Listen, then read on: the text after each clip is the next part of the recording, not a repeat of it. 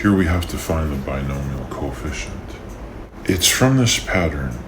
The number on the top is n. The number on the bottom is r.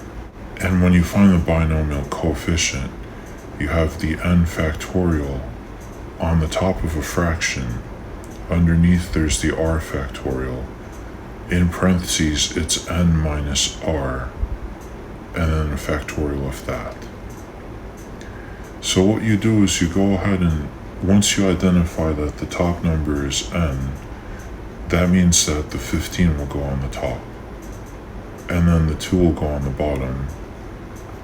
Inside the parentheses, you'd say 15 minus 2. And so they're just being substituted into the formula. And then you close this parentheses and you put a factorial. Before you work it out, what you can do is look at the bottom part and simplify that. So I'll leave the top the same for now. But that part in the parentheses is really a 13. Once you have it like this with the 13, then you don't need to write the parentheses. And now what you want to do is expand the top only until it matches the highest number on the bottom. So you expand this until you get to the 13 factorial, like that. This makes it easier to do generally, because the 13 factorials will cancel out now. So this one will cancel out with that one.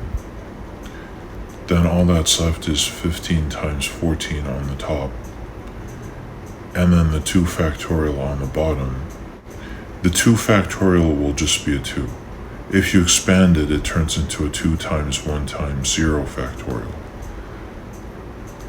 The 0 factorial is 1, so it ends up being 2. That's why if you have 2 factorial, you can just say it's 2.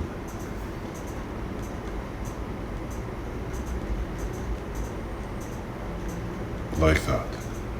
And then if you have a 2 in the bottom of the denominator, you look on the top and you look for an even number that you can divide.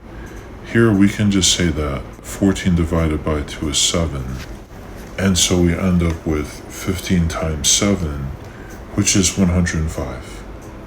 Do you have any questions about anything? No questions.